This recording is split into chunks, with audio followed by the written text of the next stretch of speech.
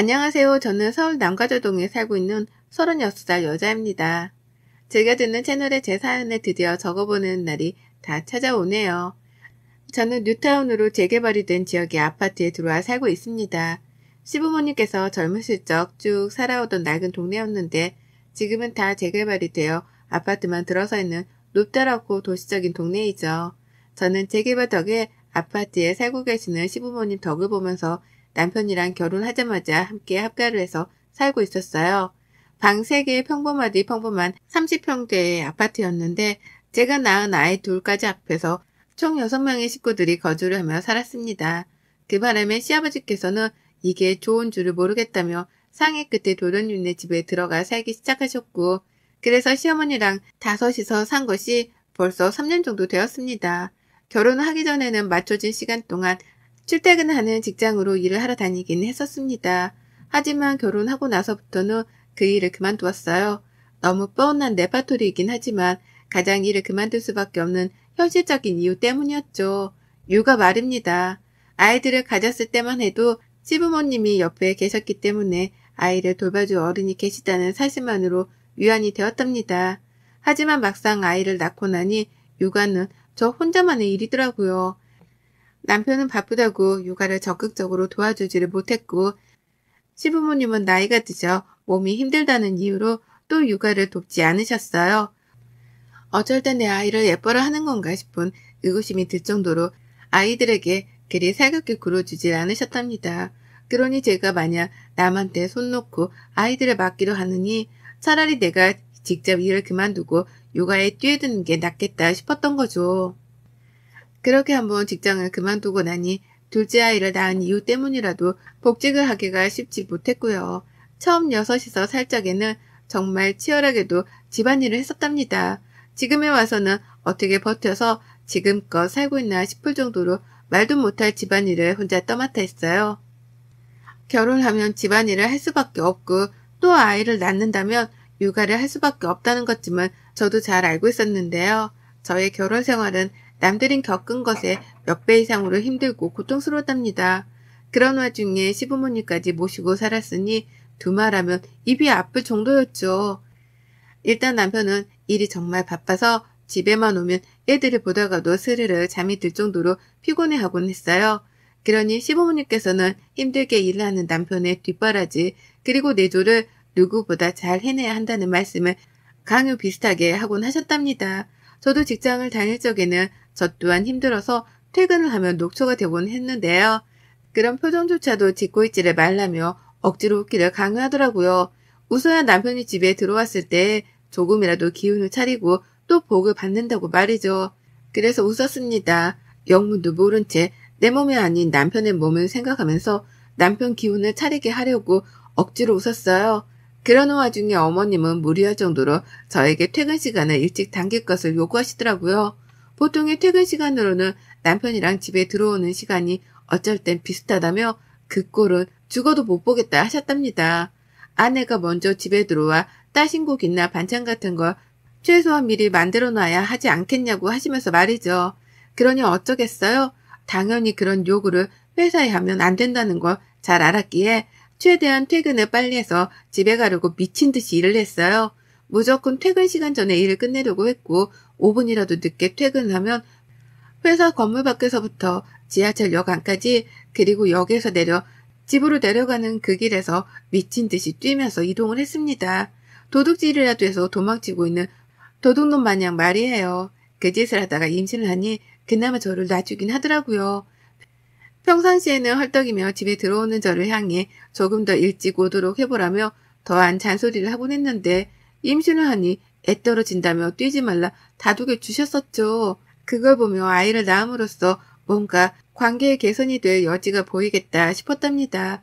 근데 아이를 낳고부터 본격적인 지옥의 시집살이가 시작되었어요. 일을 그만두지 말고 끝까지 뻔뻔스레 일을 핑계 삼아서라도 집 밖으로 도피를 했어야 했는데 제가 미처 그런 잔머리를 굴리지 못했던 겁니다. 일을 그만두니 시어머니는 본격적으로 저를 옆에 끼고 살려 하기 시작하셨어요. 마치 자신의 배에서 낳은 자식을 보는 듯이 시어머니는 저에게서 눈을 떼지 못하셨답니다. 다만 그 눈이 친엄마의 눈이 아니라 매서운 새엄마의 눈마냥 날카롭고 쌀벌했죠. 아침에 일어나면 가장 먼저 저를 찾으셨어요. 아직 아이들이 어려서 둘 다 같은 방에 지내고 있고 저희 부부가 방 하나 그리고 시부모님이 가장 작은 방 하나를 차지하고 계시거든요. 그런데 하필 저희 방이 서로 마주보고 있는 바람에 문을 닫더라도 가끔씩 그 안에서 주고받는 목소리가 들리곤 했습니다. 시아버지가 함께 사실 적에는 그래도 시어머니가 직접 시아버지를 챙긴다면서 먼저 부엌으로 들어가기도 하고 같이 TV를 보고 계시기도 했죠. 물론 자잘한 심부름이나 간식거리, 병원 가는 것부터 집 앞 산책을 가는 것까지의 모든 일들은 다 저를 불러 저하고 해결을 하게 하셨지만 말입니다. 그런데 시아버지가 도련님네 집으로 이사를 나가시고 나서부터는 너무하다시피 저를 찾으시더라고요. 하필 코로나 때문에 집안에 온 식구들이 붙어있어야만 하는 시기였는데 그때부터 시어머니의 지독한 관심이 시작된 겁니다. 아침에 눈을 뜨자마자 방문에다가 얼굴을 들이밀다시피 하며 제 이름을 외치셨어요. 어쩌다 남편이 먼저 일어나서 출근 준비라도 하고 있으면 대역죄를 지은 것 마냥 베개를 흔들고 저를 깨우셨답니다. 일어나서 남편 출근 준비를 도우라고 말이에요. 정작 남편은 도움이 필요 없다며 더 자게 내버려두라 거절을 했으나 시어머니는 그게 성에 안 찬다며 저를 도란스레 깨웠답니다. 아침에 일어나서 조금이라도 피곤한 눈치를 보이면 다시 세수를 하고 오라며 눈초리를 주고 물 한 잔 마시며 여유를 부리겠다는 걸 못 봐주겠다며 등짝을 밀기도 하셨죠. 빨리 잠에서 깨서 빠릿빠릿하게 움직이라는 소리였답니다. 하여간 저를 가만히 내버려두는 것에 이골이라도 난 사람인 것 같았어요. 그러니 저는 아침에 일어나자마자 들리는 시어머니의 목소리가 듣기 싫다 못해 거북스러워 저도 모르게 귀를 막기 시작했고 굳이 아침부터 시어머니의 목소리를 들으며 하루를 시작하고 싶지 않아서 일부러 먼저 일찍 일어나 집 밖을 나가는 기이한 상황까지 벌어졌답니다. 절대 아침형 인간이 아니던 저였는데 시어머니 때문에 억지로라도 일찍 일어나 억지로 산책을 나가기 시작한 거예요. 그렇게라도 차분하게 혼자서 조용히 아침을 맞이하니 한결 하루가 더 기분이 좋게 시작은 되더라고요. 물론 어머님 얼굴을 다시 보며 기분이 상하는 건 똑같았지만 저만의 해결책 중 하나였습니다. 마음을 다스리는 해결책 말이에요. 말 못할 일들이 참 많았어요. 내가 이런 취급까지 당해야 하나 싶을 만큼 하찮은 일들까지 저에게 시켜가며 시집살이를 시키던 시어머니의 모습이 셀 수 없이 많았습니다. 아침마다 저를 깨우는 그 못되어 먹은 목소리도 그렇고 잠에서 덜 깬 며느리의 등짝을 인정사정 없이 패대기 치는 그 손짓까지 시어머니에 대해서 꼬집어 욕을 해보자면 욕할 거리들이 쉴 새 없이 나올 지경이었어요. 그래도 참았습니다. 바보가 아니지만 참았어요. 왜냐고요? 시어머니가 아무리 싫고 미웠어도 우리 부부 그리고 내 아이들에게 살 공간을 마련해 주신 분이셨으니까요. 절대로 우리 능력으로는 서울의 아파트를 살 능력도 없었고 기회도 없었을 텐데 시부모님 덕분에 장남이라는 이유만으로 서울 아파트를 물려받게 되었습니다. 그러니 그에 합당할 만큼 시어머니를 대해드려야 한다는 생각이 우선이었어요. 그래서 당장 차오르는 화는 매번 눌러 참아가며 버텨오고 있었습니다. 그런데 갈수록 도가 지나치다 싶은 게 최근 몇 달 동안은 정말 미치도록 힘들었어요. 갑자기 시어머니의 식욕이 엄청 타오르기 시작하신 거예요. 평상시에는 잘 드시지 않던 갈비찜이라든지 육개장이라든지 감자탕 등등 얼큰하고 한국적인 음식들을 너무나 빈번하게 찾는 겁니다. 그 와중에는 코로나 때문에 외식은 절대 못한다면서 저에게 식당에서 파는 듯한 맛의 음식들을 만들어달라고 집요하게 요구를 해오셨죠. 그러니 어째요. 외식도 못하겠다고 하고 그런 와중에 식당이랑 똑같은 맛과 비주얼의 음식을 해달라고 하니 제가 해드리는 수밖에요. 그래서 그렇게 시작된 저만의 요리 대첩이 그 막을 열었답니다. 짧은 사이에 별별 것들을 다 해드렸어요. 당연히 여름철이니 냉면에다가 콩국수, 메밀국수, 급기야 메밀묵까지 만들어서 묵막국수까지 만들어다 드렸고요. 빈대떡이 먹고 싶은데 밖에서 사 먹는 건 불안해서 안 되겠다며 저한테 그걸 집안에서 만들어 달라는 겁니다. 그러니 제가 인터넷을 보고는 그날 하루 종일 부엌에 서서 빈대떡도 만들어 드렸어요. 부엌에서 나가려고 하니 갑자기 애들 때문에 또 간식을 만들고 또 정신 차려서 나가려 하니 남편이 퇴근해서 또 저녁을 만들고 하여간 하루 종일 부엌에서 버티는 날들이 갈수록 빈번해져 갔습니다. 중간중간 쉬는 시간도 물론 있었으나 빨래며 청소기며 밀린 집안 청소를 하고 나면 저 혼자 조용히 휴식을 취할 수 있는 시간은 절대적으로 부족했답니다. 엄청난 강도의 노동과도 다름이 없었죠. 그런데 2주 전 시어머니가 이번에는 곰국을 끓여달라더군요. 3일 내내 푹 고아낸 곰국을 말입니다. 보통 사람들이 길게 줄까지 서서 먹는 곰국 맛집은 최소 3회 정도는 푹 국을 끓여내서 판다고 하더라고요. 그 말을 어디서 들으신 건지 저한테 직접 해주면서 그렇게 똑같이 만들어달라고 하시는데 순간 저도 모르게 제 손이 제 뒷목으로 향했답니다. 이래서 사람들이 충격을 받으면 뒷목을 잡고 쓰러지는 거구나 싶더군요. 핏줄이 곤두서며 뒷목이 확 땡기는데 내가 이렇게 죽는 건가 싶은 아찔함까지 느껴졌어요. 겨우 진정을 하고는 어머니께 말씀을 드렸습니다. 그렇게 오래도록은 가정 안에서 끓여내지를 못한다고 말이죠. 차라리 그럴 거면 내가 나가서 맛집 곰국을 포장해 오겠다고 말이에요. 하지만 어머님의 주장은 한결 같았습니다. 밖에서 사 먹는 건 아직 안전하지 않은데 자신을 코로나에 걸리게 하고 싶어서 일부러 그러는 거냐며 오히려 적반하장으로 화를 내더라고요. 기껏 생각해서 맛집까지 찾아가 포장을 해오겠다는 며느리를 나쁜 사람으로 몰았답니다. 결국 저는 이런 사람하고의 대화가 더는 무의미하다는 생각에 알겠다고 했답니다. 집에서 직접 같은 맛을 낼 자신은 없으니 어떻게 해서든 비슷한 맛을 내드리겠다고 했죠. 먹어보고 맛이 없으면 또 해달라고 하지나 말라고. 또 그렇게 며칠 고아서 곰국을 만들어낼 자신이 없으니 혹시라도 옆에서 보고 불안하다 싶으면 직접 도와주기라도 하시라며 말도 했고요. 그렇게 저는 결혼 생활 중 처음으로 곰국을 만들어냈습니다. 그간에는 손도 많이 가고 오래도록 끓여야 하는 게 번거롭고 힘들어서 절대로 해보겠다는 생각을 못하고 있던 요리였는데요. 시어머니가 해달라고 노래를 부르고 요구를 해오니 일단 시작은 했어요. 미리 정육점에 연락까지 해서는 최대한 집안에서 해야 할 고기 손질까지 죄다 맞춰달라고 했고요. 그렇게 가져온 고기를 그냥 넣고 끓여냈습니다. 큰 냄비 안에 넣어서 보글보글 끓기 시작한 지 5시간. 잠시 집안일을 하다가 아이들이랑 TV 앞에 앉아 얘기를 하고 있었는데요. 시어머니가 야, 너 뭐해? 라며 호통을 치셨어요. 너무 깜짝 놀라서 부엌부터 쳐다봤습니다. 혹여나 고기 끓다가 제가 미처 못 본 사이에 냄비 밖으로 넘치기라도 한 줄 알았거든요. 하지만 부엌에서는 아무런 이상함이 없었어요. 국은 멀쩡히 잘 끓고 있었고 다만 시어머니가 놀고 있는 제 꼴을 더 보지 못하고선 소리를 치셨던 겁니다. 부엌으로 들어가 국 끓는 걸 보고만 있으라고 하면서 말이죠. 그래서 전 몇 시간을 이미 부엌 안에서 보내고 있었음에도 불구하고 다시금 부엌으로 들어갔어요. 끓기만 하는 걸 내버려 두기만 해도 되는 음식인데 시어머니가 하도 옆에 서 있으라고 성화를 부리셔서 옆에 가 섰습니다. 그리고는 국냄비를 번갈아 확인을 하며 반찬도 만들고 저녁도 미리 차리고 애들 간식에 시어머니 간식까지 해가면서 억지로 일을 만들어 부엌 안에 있었어요. 물론 어머님이 안 보는 사이에는 집안 청소도 하고 애들 숙제도 봐줘가면서 정신없는 하루를 보냈습니다. 그리고는 저녁을 먹고 잠을 잘 시간이 되어도 저는 눈을 감지 못했습니다. 왜냐고요? 어머님이 저를 부엌으로 부르셨거든요. 씻고 자려고 눕는 저한테 저 국을 그냥 저렇게 놔두고 잔다고? 몇 시간에 한 번씩 일어나서 저거 확인해야 하는 건 알지? 라고 하면서 방문을 스르륵 열고는 말씀을 하는데 공포영화에 나오는 강씨인 줄 알았습니다. 시어머니 방에서 흘러나오는 불빛이 시어머니의 시커먼 몸뚱아리를 감싸며 보이는데 침대에 누워있다가 반자동으로 자리에서 일어나게 되었어요.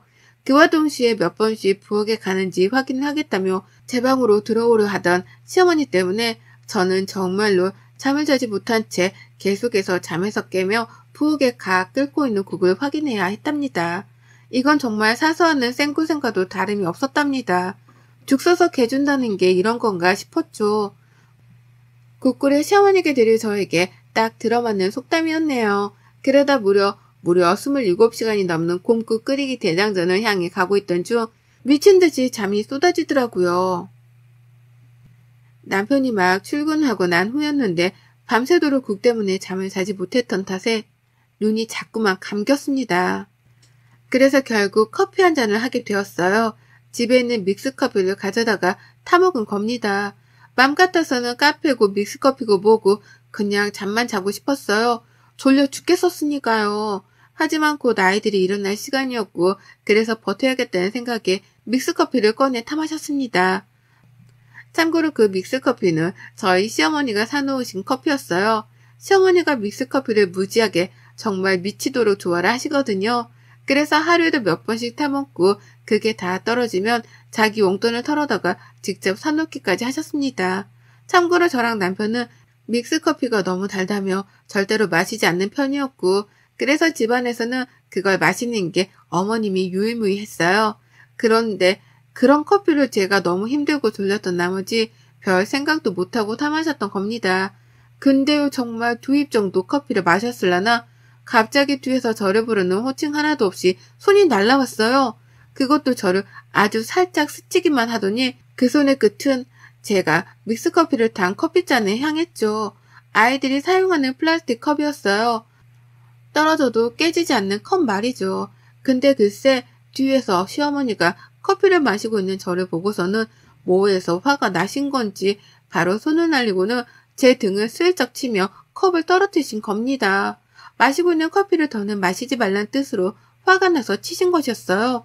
그 바람에 컵은 식탁 아래로 뒹굴어 버리듯이 떨어져 버렸답니다.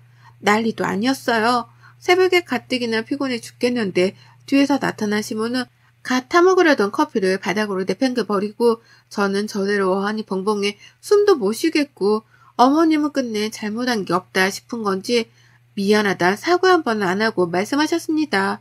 안 치우고 뭐해? 계속 그렇게 굼떠 있을 거야? 라고요. 그래서 저는 영문도 모르지 시어머니께 그런 모진 취급을 당하고 걸레부터 찾아 바닥을 치우려 했고요. 그러다 뒤늦게야 정신을 차렸답니다. 내가 이걸 왜 치워야 하나 싶더라고요. 커피를 흘린 사람, 아니 커피잔을 던진 사람은 바로 시어머니셨는데 말이에요.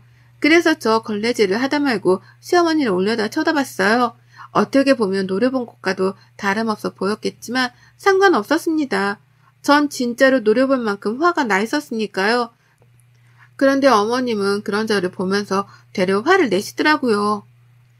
왜 윗사람을 그런 눈깔로 쳐다보는 거야? 라는 말씀을 하시면서요. 세상에 어쩜 이리도 무례하고 막대 먹었는지요.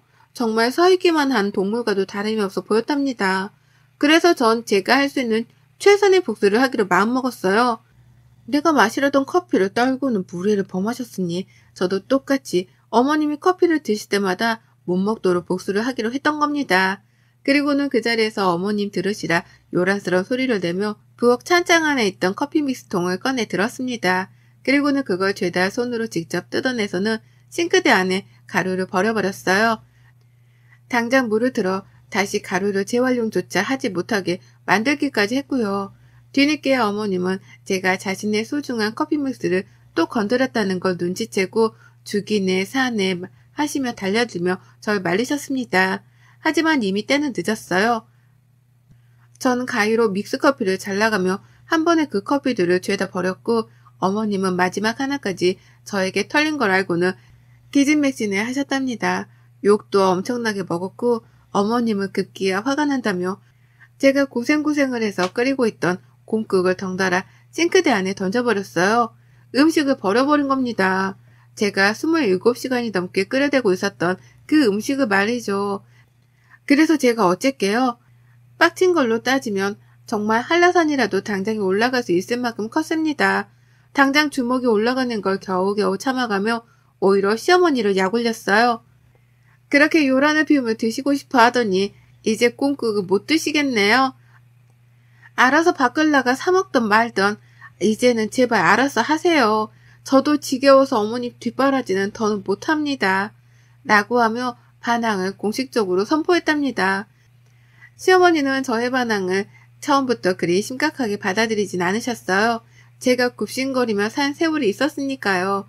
하지만 전 그날부터 공식적인 이 집안의 미친년이 되었답니다. 시어머니가 바로 나가서 하루 종일 마실 커피 믹스 박스 하나를 사오셨더라고요. 하지만 전 어머님이 잠시 방 안에 들어가 계시는 그 사이에 그 커피 믹스를 다시 한번 가위로 잘라다가 모조리 다 싱크대 안에 버렸어요.